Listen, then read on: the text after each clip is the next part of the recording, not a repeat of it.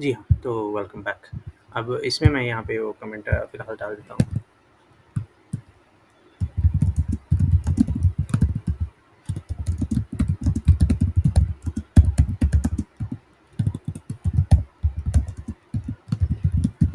جی ہاں، تو وہ جو کمنٹ کیا گیا تھا ایک جناب کی طرف سے وہ یہاں میں ڈال دیتا ہوں۔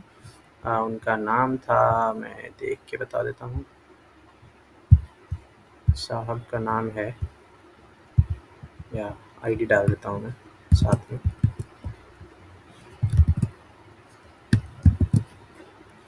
نائن آورز اگو ان صاحب نے ایک کام کیا ہے، اور ویڈیو بھی یہاں ڈال دیتا ہوں، کسی کو اگر یہ چیز دیکھنی ہوگی تو پھر وہ دیکھ بھی لیں گے کبھی۔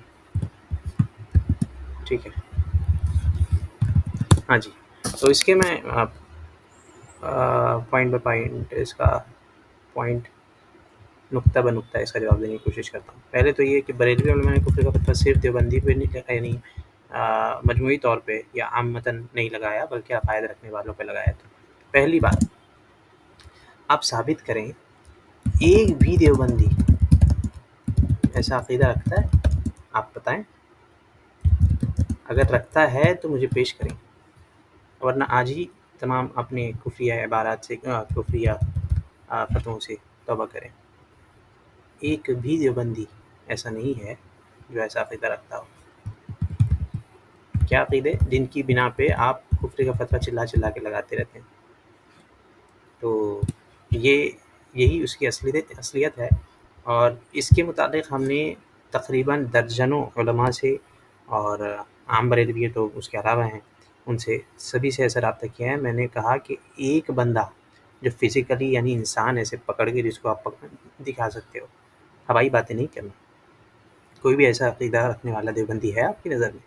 اگر نہیں ہے تو ثابت اس سے کیا ہوتا ہے کہ ایسا کوئی شخص کبھی بھی نہیں تھا۔ اگر حضرت گنگوہی کا ایسا عقیدہ تھا جس کی وجہ سے کفر کا فتویٰ ہے، تو حضرت گنگوہی کے اوپر کیوں رک گیا، بعد میں وہ لے کے کیوں نہیں چلے، وغیرہ۔ اور دوسرے یہ کہ آپ کے اکابرین نے گستاخانہ عبارت لکھی ہے۔ اچھا، عبارت ہم نے اگر گستاخانہ لکھی ہیں تو اس وجہ سے ہم کافر ہیں، اور آخر میں یہ کہ اگر آپ یہ کہہ دیں کہ جو گستاخانہ عبارات ہیں ان کے بڑے لکھ گئے ہیں وہ بالکل غلط ہیں، تو پھر ایسا ہے۔ تو ہم بھی ایک آپ سے مطالبہ کرتے ہیں کہ اگر آپ کہہ دیں کہ خواہ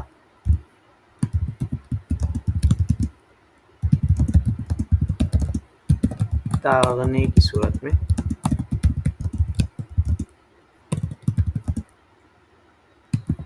کفر لوٹنے کی وجہ سے آپ کے خان صاحب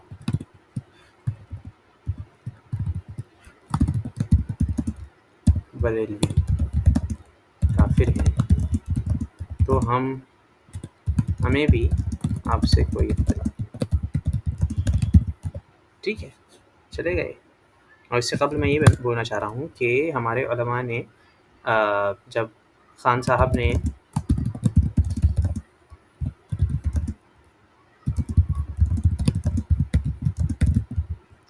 یہ چیز میں ثابت کرنا چاہ رہا ہوں کہ حضرت خان صاحب نے وہ جو 4 عبارت ہے جن کی بنا پہ کفر کا فتویٰ ہے، تو ان صاحب کی عقل میں ہی فطور تھا، اور ان کو وہ بات سمجھ میں اچھے سے آئی نہیں۔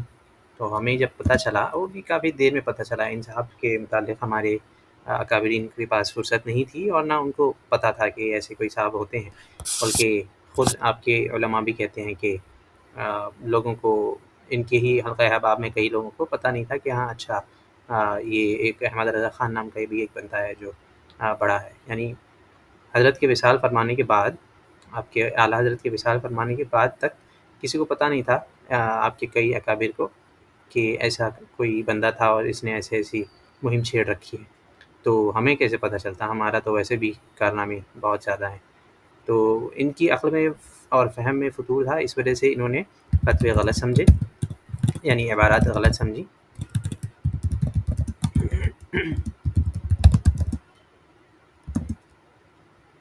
اور فتویٰ جڑا۔ ٹھیک ہے، اس کے جواب میں بعد میں جب ہمیں پتہ چلا، جواب ریکارڈ کروا دیا گیا کہ ایسا مطلب نہیں ہے، تو خود خان صاحب نے اپنے فتاوی سے رجوع کر دیا. ٹھیک ہے، تو احمد رضا خان صاحب نے اپنے فتاوی جو انہوں نے کفر کے لگائے تھے ان سے رجوع کر لیا اور کہنے لگے کہ ہاں ہم ان پہ کفر کا فتویٰ نہیں رکھتے. اور ایسے ہی کئی بریلوی علماء کا یہی مسلک ہے کہ جی ایسا ہی ہوا تھا. اور چونکہ ان صاحب نے اپنے خود ایسے لوگوں پہ کفر کا فتویٰ لگایا تھا جو کہ اصلاً کافر نہیں تھے، اور لیکن صرف رجوع کر لیا، انہوں نے توبہ کرنا تھا یا بعد میں نکاح پھر سے پڑھانا تھا، وہ سب کیا نہیں. تو یہ تمام چیزیں آپ لوگ ریکارڈ میں رکھیں. اور کیونکہ ایک مسلمان کو انہوں نے کافر کہا تھا، اور اسی وجہ سے کفر لوٹنے کی وجہ سے یہ خان صاحب بریلوی کافر ہیں، آپ کو ماننا پڑے گا. اگر آپ مانتے ہیں یہ بات تو ہمیں بھی آپ سے کوئی اختلاف نہیں ہے. دوسری بات ہے کہ تیسری چوتھی بات بلکہ یہ ہے کہ جو گستاخانہ عبارات اگر آپ کے ذہن میں وہ ہیں کہ جو چیزیں پیش کی گئی ہیں وہ ویسے ہی ابھی بھی موجود ہیں، تو جو مولوی پیش کرتے ہیں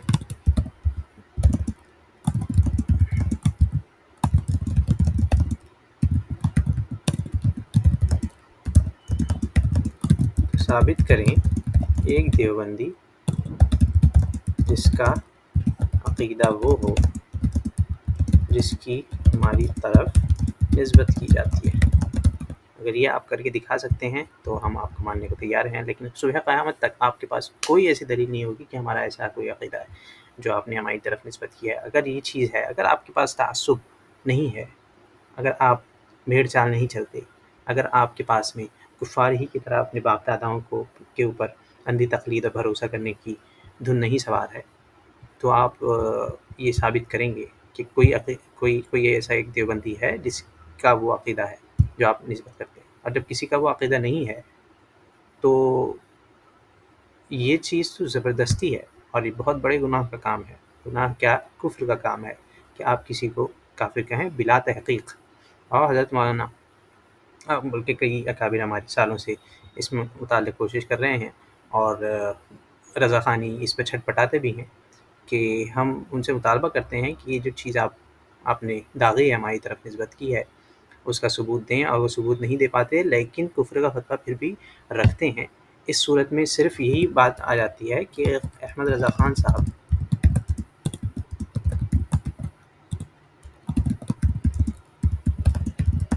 اور ان سے غلطی یا غلط فہمی نہیں ہو سکتی. ان صاحب کو یعنی جو ہماری بات غلط سمجھنا یہ کیا ہے؟ غلط فہمی ہے نا. تو غلط فہم یہ تو میں بہت ہی شائستہ لفظ استعمال کر رہا ہوں کہ ان صاحب کو غلط فہمی ہوئی. اور آپ لوگوں کا نظریہ یہ ہے کہ یہ احمد رضا خان صاحب جو تھے وہ نبی تھے، تو ان سے غلط فہمی کیسے ہو سکتی ہے؟ تو اس وجہ سے آپ ماننے کو تیار نہیں، جبکہ خان صاحب خود مان گئے، اپنے فتاوی سے رجوع کر لیا، لیکن آپ لوگ ماننے کو تیار نہیں ہیں. اس وجہ سے فتاوی کفر آج بھی برقرار ہے. اور رہی بات وہ کہ کن بنیادوں پہ کن عقائد کی بنیاد پہ کفر فتویٰ لگایا جاتا ہے، تو یہ رہے وہ چار عبارتیں حسام الحرمین میں جو منسوب ہیں انہی کے متعلق میں. تو یہ چیز جنہیں آپ کو ثابت کرنا ہے کہ کسی دیوبندی کا عقیدہ ہے، ٹھیک ہے، یہ آپ کو ثابت کرنا ہے. ابھی آئیں بائیں شائیں نہیں کرنا، کسی ایک دیوبندی کا عقیدہ بتانا. عبارات گئے بھاڑ میں. ابھی آپ کے خان صاحب جو ہیں وہ جو کام ڈال کے گئے ہیں وہ سارا رکھ دیں آپ سائڈ میں، کون سی عبارت ہے اور کیا ہے. ہم صرف پوچھ رہے ہیں کہ جو عقیدہ آپ لوگ پیش کرتے ہیں، منسوب کرتے ہیں، ان عبارات کی وجہ سے کیا وہ عقائد فی الحال موجود ہیں ہمارے اندر یا نہیں ہیں کوئی ایک دیوبندی کے اندر بھی. پہلا ایک کہ اللہ معاذ اللہ.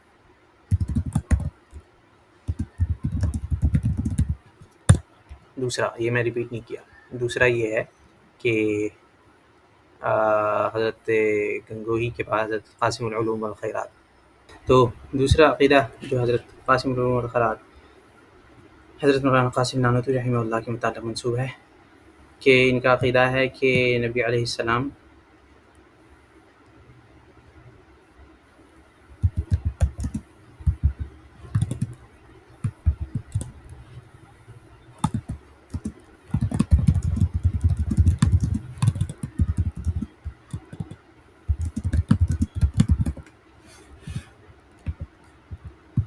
تیسرا عقیدہ ہے حضرت مولانا خلیل احمد صاحب سہارنپوری محدث ثم مہاجر مدنی رحمہ اللہ.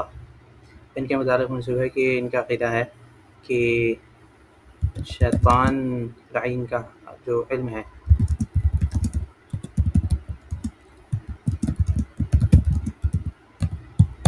اور چوتھا عقیدہ ہے حضرت مولانا حکیم الامت اشرف علی صاحب تھانوی رحمہ اللہ.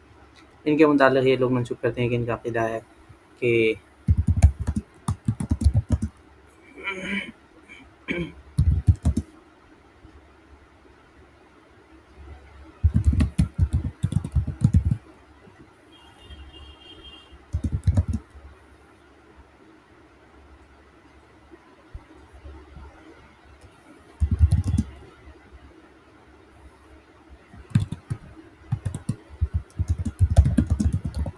جی تو یہ کل ملا کے لوگ ثابت کرنے کی کوشش کرتے ہیں عقیدہ ایسا ہے.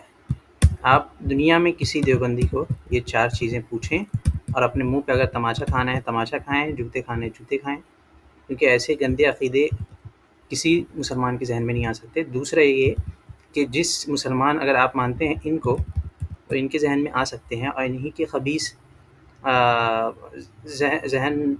ذہن کے اندر میں جو خباثت ہوگی یا ان کا ذہن اس خباثت کی طرف جائے گا تو ان کو آپ اگر کوئی لعن طعن کرنا ہے تو ان سے آپ کریں، نہ کہ ہمارے اکابر کو، کیونکہ یہ جو عبارات ہیں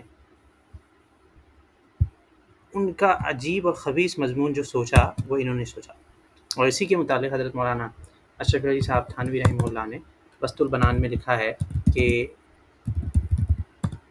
ایسا خبیث مضمون میرے دماغ میں بھی نہیں آیا.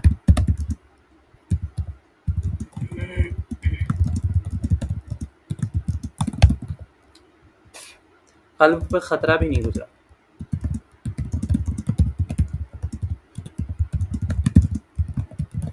تو یہ جس مضمون کو خبیث کہہ رہے ہیں وہ عقیدہ کہاں سے آیا؟ یہ والا عقیدہ کہاں سے آیا جس کو وہ خبیث کہہ رہے ہیں؟ وہ یہاں سے آیا. ان صاحب نے یہ عقیدہ اپنی طرف سے گھڑ کے ان پہ منسوب کیا تھا، یعنی عبارات کا ایسا مطلب سوچا کہ کوئی مسلمان سوچ بھی نہیں سکتا. تو جتنے آپ کو دریدہ دہنی کا ثبوت دینا ہے اور اپنے آپ کو خباثت نفسانی اور روحانی سے متصف کرنا ہے وہ آپ ان کے متعلق کر سکتے ہیں، ہمارے اکابر کے متعلق نہیں کر سکتے. اور اگر ان کے متعلق آپ اس لیے نہیں کرنا چاہتے کہ انہوں نے تو پھر بعد میں فتوے واپس لے لیے تھے، تو پھر آپ ابھی تک کیوں کرتے ہیں؟ اور اگر آپ کہتے ہیں کہ انہوں نے فتوے واپس نہیں لیے تھے تو پھر ان کے متعلق آپ کو یہ کرنا پڑے گا کہ ایسے عقیدے ہی کیوں. اور آپ کہیں کہ نہیں ایسے ہی آپ کے عقیدے ہیں تو پھر یہی بات آ جاتی ہے کہ آپ کو یہ ثابت کرنا ہے کہ کس دیوبندی کا ایسا عقیدہ ہے. اور یہ عبارات کا سالہ سال سے 150 سال تقریباً ہو گئے اور یہ جوابات آج تک کے نہیں دیے گئے کہ ہمارا جب ایسا عقیدہ نہیں ہے تو آپ کا کون سا لٹھ مار انداز یہ ہے اور کون سے قسم کے متعصبیت آپ کے ذہنوں کو گھن کی طرح کھائے جا رہی ہے کہ جب کسی کا ایسا عقیدہ نہیں ہے تب بھی آپ کافر کیوں کہیں گے.